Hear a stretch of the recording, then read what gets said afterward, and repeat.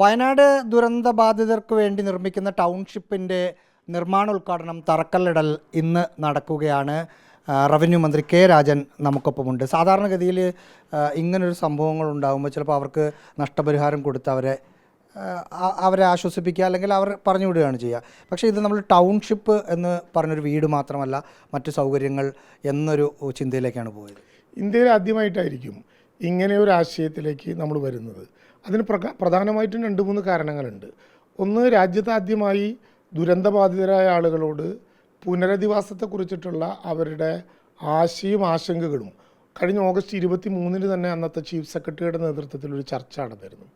അന്നതിൽ മഹാഭൂരിപക്ഷം പേരും പറഞ്ഞത് ഞങ്ങൾക്കെല്ലാവർക്കും ഒരിടത്ത് താമസിക്കാനാകുന്ന വിധത്തിലുള്ള ഒരു സൗകര്യം ഒരുക്കി തരണം എന്നാണ്. രണ്ടാമത്തെ പ്രശ്നം, മറ്റു പലയിടങ്ങളിലും ഉള്ളതുപോലെ ഇപ്പോൾ പ്രഖ്യാപിച്ച തുകയുടെ ഇരട്ടി തുക കൊടുത്തോ അതിനേക്കാൾ കൂടുതൽ കൊടുത്തോ ആളുകളോട് അവരവരുടെ സ്ഥലമന്വേഷിച്ച് പോകാൻ പറഞ്ഞാൽ പലപ്പോഴും വയനാടിൻ്റെ ഭൂമിയുടെ പ്രത്യേകതകൾ വെച്ചുകൊണ്ട് വയനാട്ടിൽ ഭൂമി എടുക്കാൻ അവർക്ക് സാധ്യമാകില്ല. കാരണം മഹാഭൂരിപക്ഷവും പ്ലാന്റേഷനാണ്, ജന്മം കൊണ്ട് ഒരുമിച്ചുള്ള സ്ഥലമില്ല. മാത്രമല്ല ഒരേ ഇടത്തോ മേപ്പാടി പഞ്ചായത്തിലോ നിൽക്കുക അത്ര എളുപ്പമാകില്ല. ഈ പ്രശ്നങ്ങളെല്ലാം ഉള്ളതുകൊണ്ട് ഇത്ര വലിയൊരു ദുരന്തം, 1 ചതുരശ്ര കിലോമീറ്ററിനുള്ളിൽ 298 ആളുകൾ മരണപ്പെട്ട ഒരു ദുരന്തത്തിനിടയിൽ ഇനി ബാക്കിയുള്ള ആളുകളെ ഒരേ ഇടത്ത് കേന്ദ്രീകരിപ്പിക്കുക എന്ന ആശയമാണ് യഥാർത്ഥത്തിൽ ഒരു ടൗൺഷിപ്പ് എന്ന ചിന്തയിലേക്ക് ബഹുമാനപ്പെട്ട മുഖ്യമന്ത്രി തന്നെ ദുരന്തമുണ്ടായ ഉടനെ തന്നെ എല്ലാവരെയും ഒരുമിച്ച് കൂട്ടാൻ ഒരു ടൗൺഷിപ്പ് എന്ന ആശയത്തിൽ എന്തൊക്കെയായിരിക്കും അതിൻ്റെ അടിസ്ഥാന സൗകര്യങ്ങൾ? കേവലം വീട് മാത്രമല്ല, ഒരു ടൗൺഷിപ്പിനകത്ത് ഒരു ഗ്രാമം പോലെ മാറുന്നതിനകത്ത് എന്തെല്ലാമാണ് അവർക്ക് ആവശ്യമുള്ളത്. ഇപ്പോൾ കൽപ്പറ്റ ടൗണിലുള്ള എൽസ്റ്റോൺ എസ്റ്റേറ്റ് ആകുമ്പോൾ സ്കൂളോ ആശുപത്രിയോ അവിടെ വേണ്ടി വരില്ല.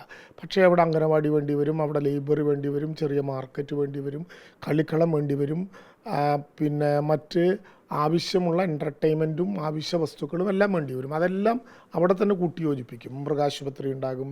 അവിടെ അതുമായി ബന്ധപ്പെട്ട് ആരംഭിക്കേണ്ട മറ്റ് സംവിധാനങ്ങളെല്ലാം കൂട്ടിച്ചേർത്ത് കേവലം വീട് പുനർനിർമ്മിച്ചു കൊടുക്കുക എന്നതിൽ നിന്ന് വ്യത്യസ്തമായി വീടുകൾ അടങ്ങുന്ന ഒരു ഗ്രാമത്തെ തന്നെ പുനർനിർമ്മിക്കുക ആശയമാണ് ടൗൺഷിപ്പ് എന്നൊരു ഐഡിയയിലേക്ക് വരുന്നത്. എത്ര നാളുകൊണ്ട് നിർമ്മാണം തീർത്ത് ഹാൻഡ് ഓവർ ചെയ്യാനാണ് നമ്മൾ ഉദ്ദേശിക്കുന്നത്? അല്ല, നമ്മൾ നേരത്തെ ബഹുമാനപ്പെട്ട ഗവർണർ കേരളത്തിൻ്റെ നിയമസഭയുടെ മുമ്പാകെ നടത്തിയ നയപ്രഖ്യാപനത്തിൽ തന്നെ കൃത്യമായി സൂചിപ്പിച്ചതുപോലെ ഈ സാമ്പത്തിക വർഷം തന്നെ വീടുകളുടെ നിർമ്മാണം പൂർണ്ണമായും പൂർത്തീകരിക്കാൻ കഴിയുന്ന വിധത്തിലുള്ള ഒരു വലിയ ടാർഗറ്റും വലിയ വേഗതയും ഈ പ്രവർത്തനങ്ങൾക്ക് വേണമെന്ന് നമ്മൾ നിശ്ചയിച്ചിരിക്കുകയാണ്. അതിൻ്റെ ഭാഗമായിട്ടാണ് പുനർനിർമ്മാണ പ്രവർത്തനങ്ങൾക്ക് വേണ്ടി ഒരു IAS ഉദ്യോഗസ്ഥനെ പ്രധാന ചുമതലക്കാരനായി സ്പെഷ്യൽ ഓഫീസറായി നിയമിക്കാനുള്ള ശ്രീ സുഹാസ് IASനെ സ്പെഷ്യൽ ഓഫീസറായി ചുമതലപ്പെടുത്താനും അതേസമയം തന്നെ പ്രോജക്റ്റ് ഇംപ്ലിമെൻറ്റിംഗ് യൂണിറ്റായി ജില്ലാ കളക്ടറുടെ നേതൃത്വത്തിലുള്ള ഒരു സംവിധാനത്തെ കൂടി കൊണ്ടുവരുന്ന വിധത്തിൽ വളരെ കോൺഫിഡൻ്റായി വളരെ ദീർഘമായ പ്ലാനിങ്ങോട്. എങ്കിലും മിനിസ്റ്ററുടെ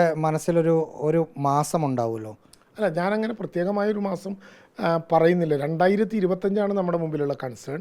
2025-26 ഈ സാമ്പത്തിക വർഷം. ആ കാലത്തിനുള്ളിൽ സ്വാഭാവികമായിട്ടും പ്രകൃതിയുടെ പൊതുസ്ഥിതികളൊക്കെ മനസ്സിലാക്കിയാൽ മാത്രമേ അതിൻ്റെ വേഗതയും കാര്യങ്ങളും നിശ്ചയിക്കാനാകൂ. ഒരു ദിവസം മുമ്പ് അവർക്ക് വീടെത്തിക്കുക, അതുവരെ അങ്ങനെ താമസിക്കുന്നവരുടെ വാടക പൂർണ്ണമായും സർക്കാർ കൊടുക്കുക. വീടിൻ്റെ നിർമ്മാണ ചിലവിൽ ഇപ്പോഴും പല ആളുകൾക്കും പലതരത്തിലുള്ള സംശയമുണ്ട്. ആദ്യം സർക്കാർ 30 ലക്ഷം രൂപ പറഞ്ഞു, പിന്നീട് 20 ലക്ഷം എന്ന് പറഞ്ഞത് സ്പോൺസർമാർക്ക് കൊടുക്കാനുള്ള തുകയായിട്ടാണ് മനസ്സിലാക്കുന്നത്. ബാക്കി 20-ന് പുറത്ത് വന്നാൽ സർക്കാർ ചെലവഴിക്കുമെന്നാണ് പറഞ്ഞത്. ഇപ്പോഴും ആക്ച്വൽ ആ വീടിന് വരുന്ന തുക എത്രയെന്നുള്ള ഒരു ഇതിൽ തറക്കല്ലിടുന്നതിന് മുമ്പ് നമ്മൾ എത്തിയിട്ടുണ്ടോ? അല്ല, ഞാൻ പറഞ്ഞത് ഇത്തരം മൈന്യൂട്ടായ കാര്യങ്ങളിൽ പെടുത്തി ഗുണകരമായ ഒരു കാര്യത്തിൽ ഇല്ലായ്മ ചെയ്യുകയാണ്.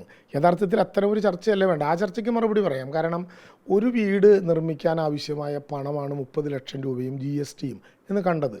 പക്ഷെ ഒരുമിച്ച് എത്ര വീടുകൾ വരണം എന്ന കാര്യത്തിൽ ഒരു ഫൈനലൈസേഷൻ ആകുമ്പോഴാണ് തുക ചില്ലറ പൈസ തന്നെ കൂട്ടി പറയാൻ പറ്റുള്ളൂ. എന്തായാലും ഇത്രയേറെ വീടുകൾ ഉണ്ടാക്കുമ്പോൾ 30 ലക്ഷം രൂപയിൽ നിന്ന് 20 ലക്ഷം രൂപയാക്കുന്നത് 30 ലക്ഷം രൂപയേക്കാൾ കുറഞ്ഞ വീടുണ്ടാക്കലല്ല. 30 ലക്ഷം രൂപ ചെലവഴിച്ചുകൊണ്ട് നിർമ്മിക്കാൻ തീരുമാനിച്ചിട്ടുള്ള എന്തെല്ലാം ഫെസിലിറ്റീസ് ആണോ ആ ഫെസിലിറ്റീസ് ഒക്കെയായി വീട് നിർമ്മിക്കും. എണ്ണത്തിൽ കൂടുതൽ വീടുകളാകുമ്പോൾ കുറച്ച് പണം അതിൽ നിന്ന് കുറയും. ആ കുറഞ്ഞതിൽ നിന്ന് നമ്മുടെ സ്പോൺസർമാർക്ക് നിശ്ചയിക്കാനൊരു സംഖ്യ, 20 ലക്ഷം രൂപ. അതാണിപ്പോൾ ഫിക്സ് ചെയ്തിട്ടുള്ളത്. ഇനി സർക്കാർ ശ്രമിച്ചുകൊണ്ടിരിക്കുന്നത് ഇതിലേക്ക് ആവശ്യമായിട്ടുള്ള മെറ്റീരിയൽസ്, ഇതിലേക്ക് ആവശ്യമായിട്ടുള്ള മറ്റു ഭൗതിക വസ്തുക്കൾ അതുകൂടി സംഘടിപ്പിച്ചാൽ വീടുകളുടെ തുകയിൽ നിന്ന് അതുകൂടി കുറയാൻ വേണ്ടി കഴിയും. അങ്ങനെ ഒരു ലിസ്റ്റിലേക്ക് വരുമ്പോഴാണ് കൃത്യം തുക പറയാൻ പറ്റുക. സ്പോൺസർമാർക്ക് 20 ലക്ഷം രൂപ നിശ്ചയിച്ചു.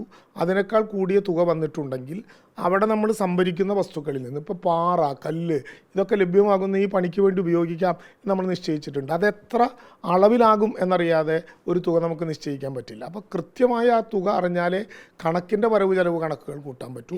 ഹാരിസൺ ഏറ്റെടുക്കാനുള്ള തുടക്കത്തിൽ എൽസ്റ്റനും ഒപ്പം ഹാരിസനും ഉണ്ടായിരുന്നു. ഇനി അത് വേണ്ട എന്നാണോ അതോ ആ പ്രോസസ്സ് ഉണ്ടോ? അല്ല, അങ്ങനെ ഒരു വേണ്ട എന്ന് വെപ്പ് നമ്മൾ തീരുമാനിച്ചിട്ടില്ല. ആദ്യം എൽസ്റ്റോൺ.